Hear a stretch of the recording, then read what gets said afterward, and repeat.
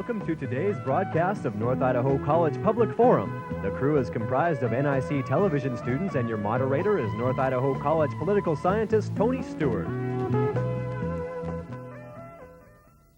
Today we are starting a 6-week series with you, our viewers, on the topic conflict, hostility, or harmony.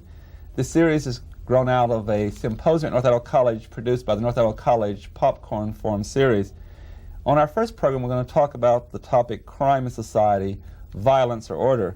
We have a very distinguished guest on our campus who has been addressing our student body and our faculty and administration and community, and he's with us to talk about the first of this 6-week series on this program. I welcome to our program Dr. Ronald Markman from Los Angeles, and he specifically addressed today homicide, a unique crime.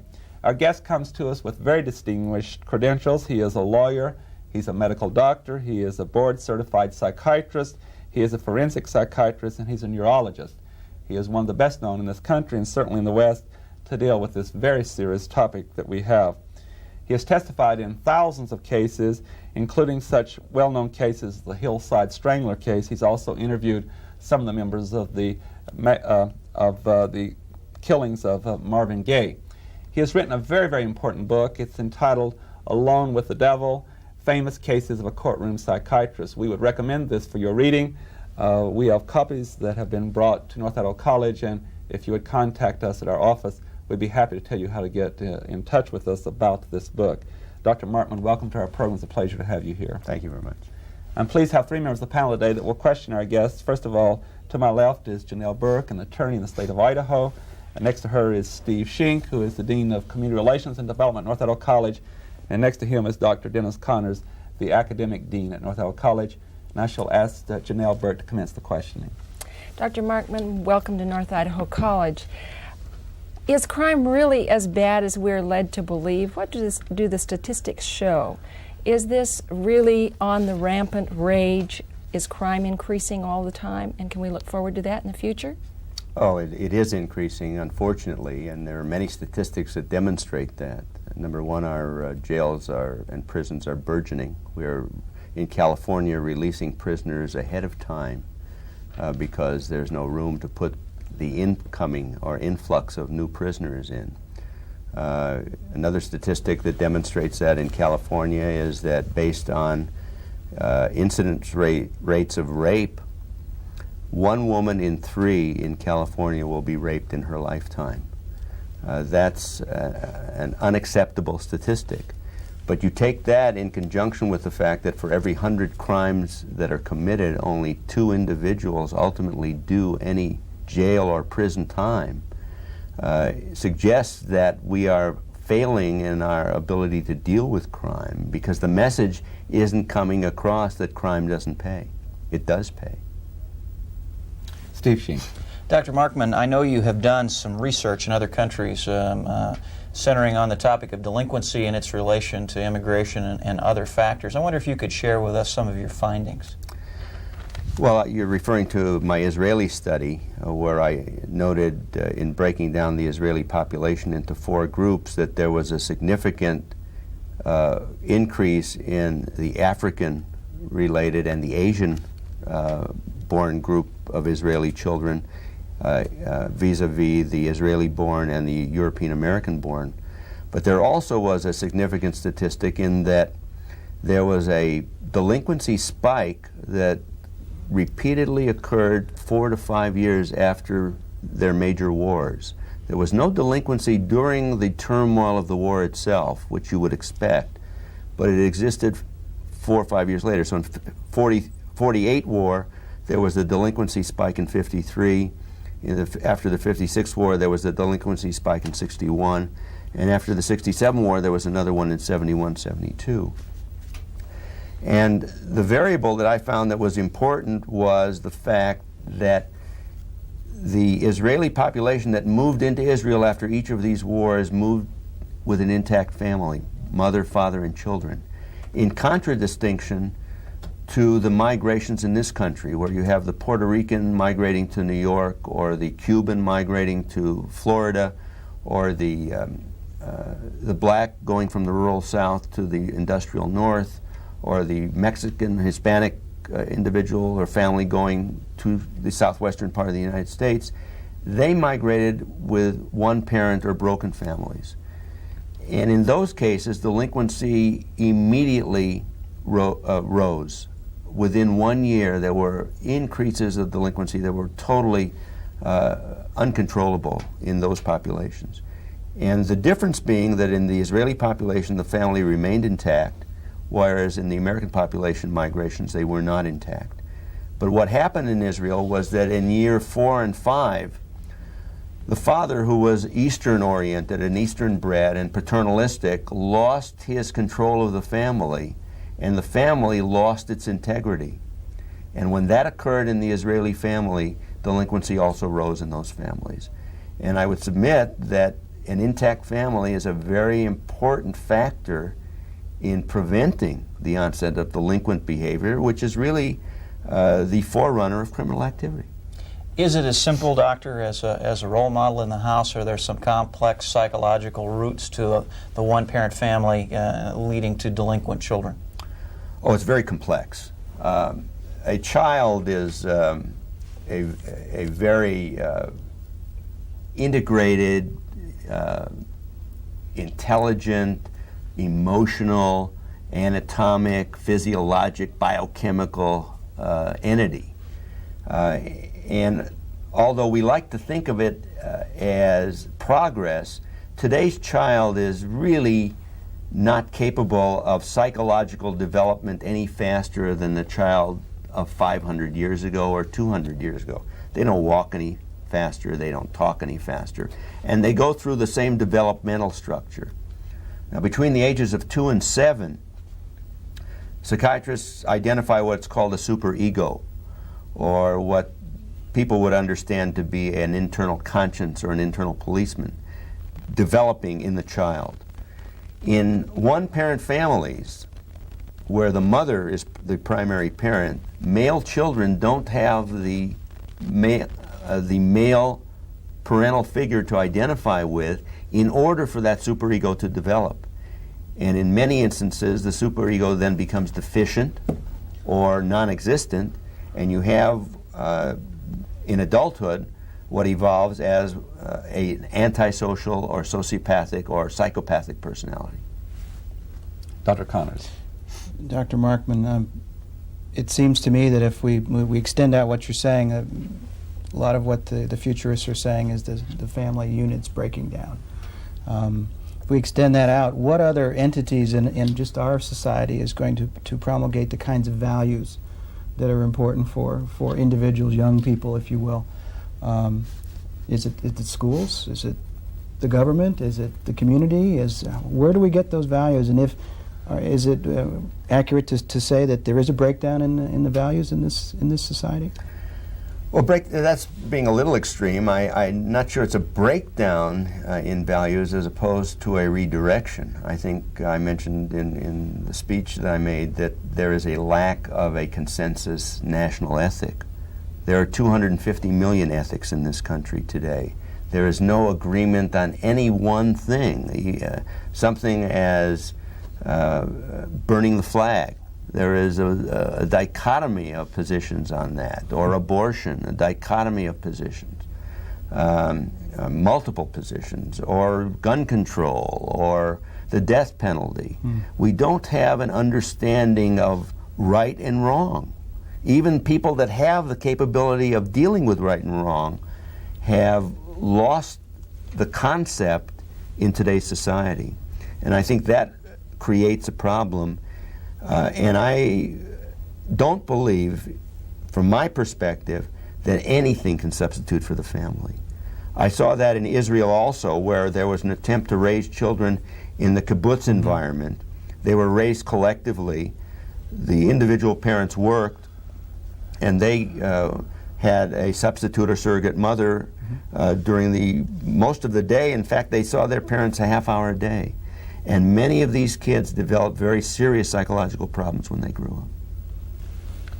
Dr. Markman, you have given an eloquent presentation today, and our viewers on television have not had the opportunity to hear that, and I'm trying to, like the other panel members, bring that before this interview.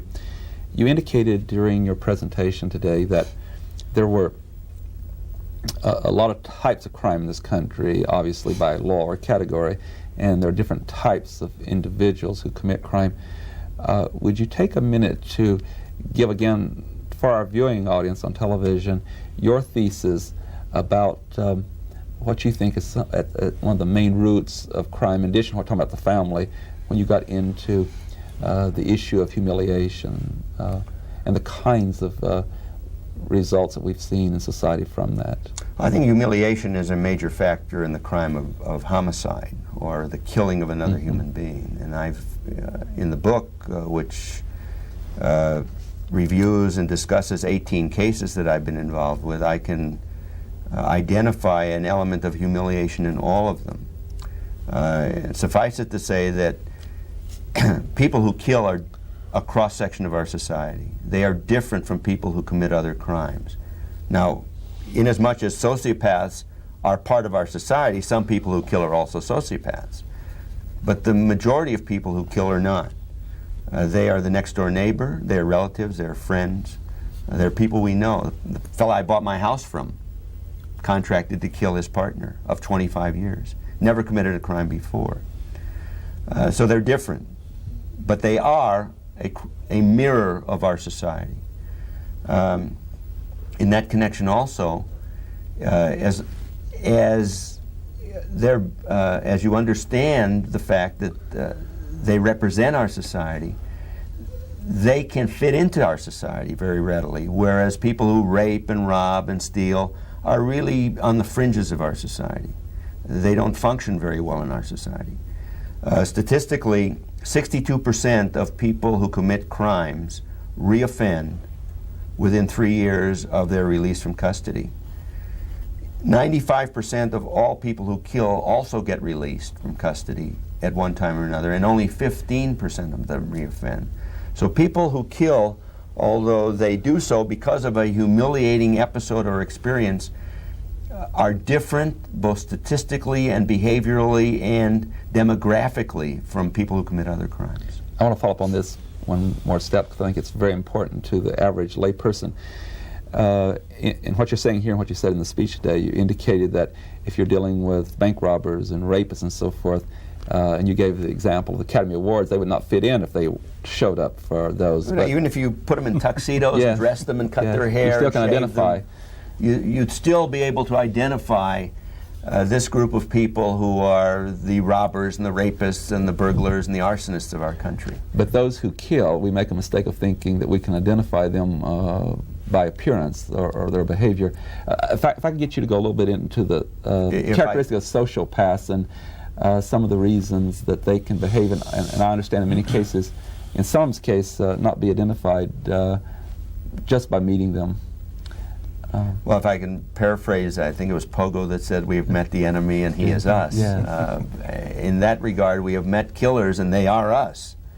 And for the most part, many of them have not committed crimes before, and very few of them commit crimes again. On a one-to-one basis, I've examined probably 3,000, if not more of them. They're very congenial, very friendly, very animated. Many of them are remorseful. Many of them have killed people that they love. In the book I mentioned Fumiko Kimura, who was a mother who killed her 2 infants because she was humiliated by an affair that her husband was having with another woman. But even if you take the Manson family that I discussed, and I've examined 3 of them, they were humiliated by their alienation from society.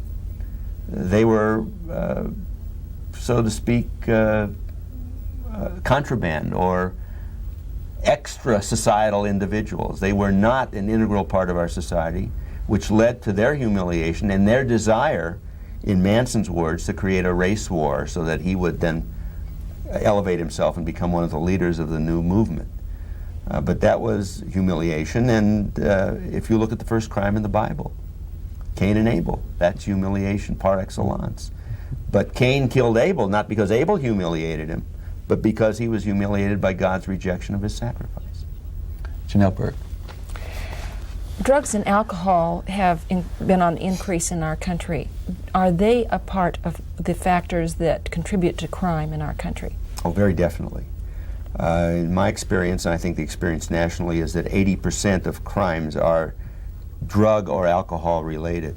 Are a lot of those property crimes as opposed to personal crimes, or both? Both. Of the 50,000 deaths on the road, half of them are directly related to alcohol. We don't know what percentage of them are related to other drugs, but I would guess that a goodly percentage of the remaining 25,000 are. Can you give us kind of a picture of how this occurs in many instances where drug or alcohol begins to relate to a criminal activity that goes on over a period of time? Kind of a little viewpoint or picture of how maybe, say for example, drug addiction leads from simple crime to a more complex crime, if that is indeed the case. In some instances it is, but what happens particularly in the psychopath is that the taking of a drug or alcohol just creates more nerve. It doesn't reduce the control mechanism because the control mechanism isn't there to begin with. In the people who have control mechanisms, who wouldn't do it without the assistance of drugs or alcohol, drugs and alcohol ingestion facilitates the behavior, gives the individual more courage. And so he's more apt to behave in a way that he would not had he not been intoxicated or under the influence. Do you think legalizing, for example, some of the drugs that are now illegal would be a help or a hindrance? Marijuana, for example. What about the legalization of drugs? What's your opinion about that? Well, I can only answer that, and that I think is a political issue, but I can answer it from a medical point of view, to say that the greatest incidence of narcotic abuse, interestingly enough, occurs in the medical profession. And the reason it occurs so readily and so increasingly in that profession is that it is readily available. Another statistic that would point to the availability leading to use is that during Prohibition, complications from alcohol abuse medically were lessened by 50%.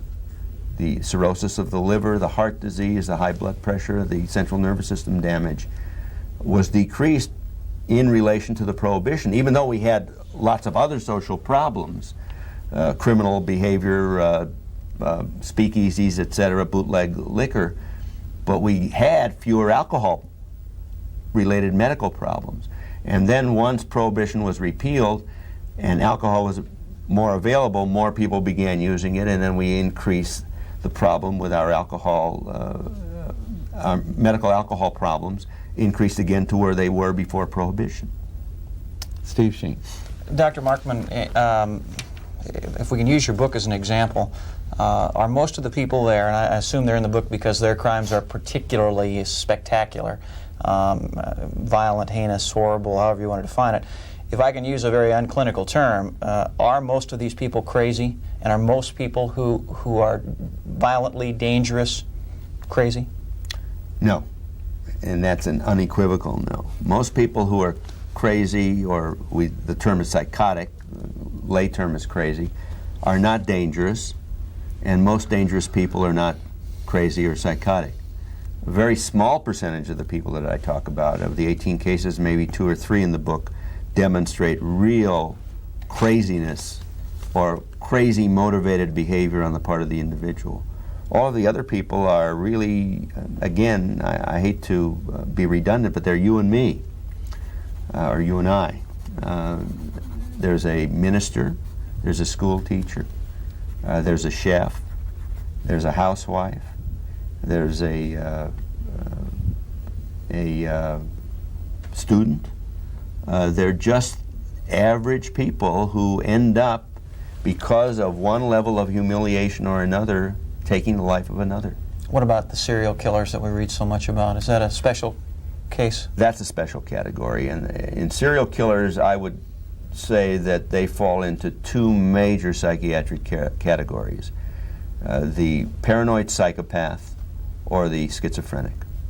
And I think I've examined probably a dozen or so serial killers over the years, and all of them fall into that category. And to get back to the lay term, they're crazy. One diagnosis is crazy. The second diagnosis is it borders on craziness, but need not be. It's a hypersensitive,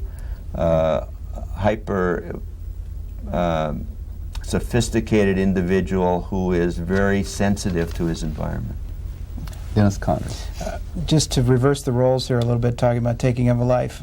I've been interested in watching the news of late, particularly the gubernatorial races in some of the states where a number of the candidates have boasted about the number of death warrants that they have signed, and saying that while I may be personally opposed to capital punishment, in this office I would carry it out. It's the wish of the people.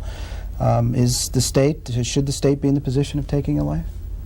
Again, I think that's a political question. I know, again. but what do you think? I have been professionally against the death penalty, but I think we are dealing with that problem in an unrealistic context or framework. One of the statistics I mentioned in my presentation was that from 1977 through 1986, there were 68 executions in our country, totally. And in fact, throughout this century, there have been roughly 1,200 executions in the entire century, half of which occurred for rape and kidnapping, and not homicides. So in that span of time from 77 to 86, that 10 years, there were 200,000 homicides. Only 68 individuals were executed. Now, I'm not suggesting that more should have been, but when we talk about the problems that the death penalty creates or proposes, you can't deal with it in terms of deterrent, because you can't talk about a deterrence where it is so infrequently imposed, where an individual knows that the chances of his being subjected to it are nil to very rare. Should the death penalty be here? As an attorney, I can tell you that there's, if you look at the Constitution, our founding fathers definitely thought it should be, because how else can you interpret the term, no person can lose life, liberty, or property without due process?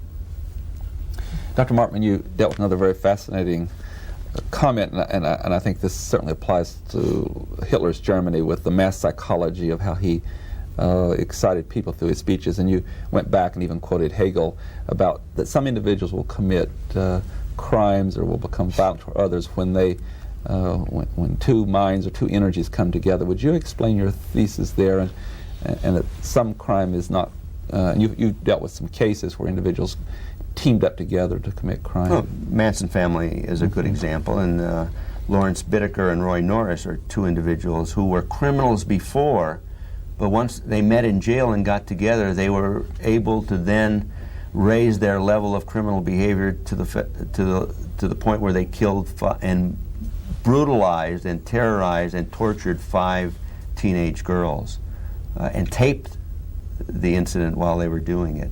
They could never have done that alone. They didn't do it alone. The Manson family could never have done what they did individually. What happens is, and that's why we have laws against conspiracy, the realization that when two humans get together, they become a mob or a lynch mob, and they then will behave in a manner that would be foreign to their individualistic behavior. And Hegel mentions that in his philosophy, which was really the underlying pinnings of Marxism, namely that one force and another force coming together produce a new force, and that new force, in Marxian terms, was communism.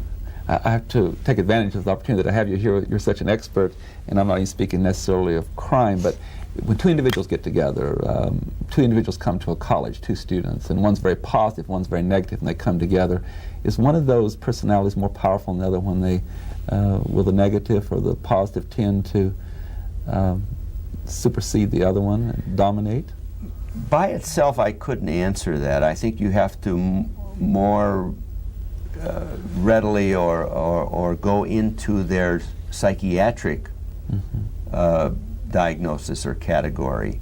It's possible for a very strong person to be negative. It's possible for a strong person to be positive. So it's a matter of their underlying diagnosis as opposed to their perspective. Okay, thank you. Janelle Burke. We can't let this program go by without talking about the future. Can you identify those people who are likely to become criminals in later life, and then what can be done about that? And what do you think is the answer for the future so that we can cut down, have a more safe and secure society? Well, number one, bring back the family and the intact family. I think it's much easier to get a divorce now than it is to get married in some states.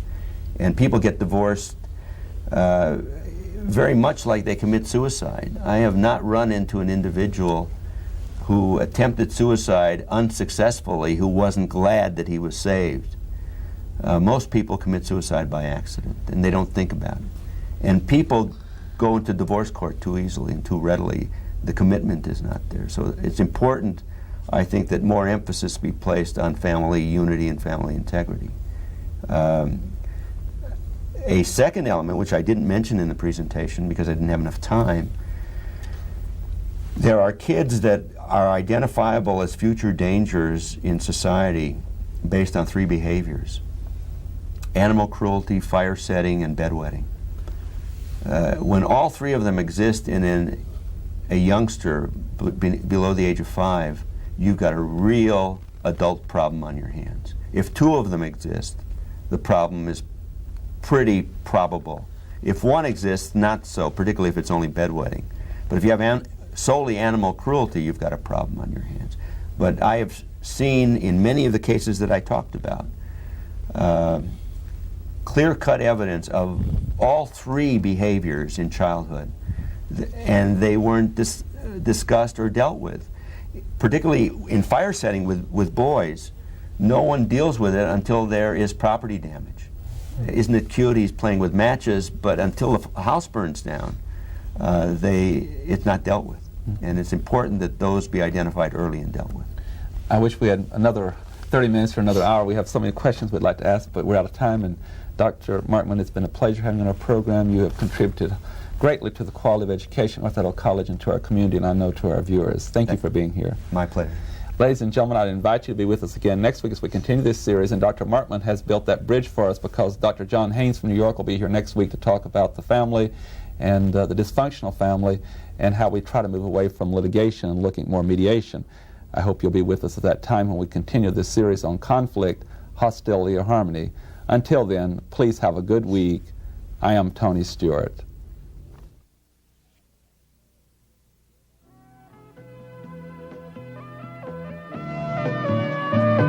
North Idaho College Public Forum can be seen at the same time each week over this station.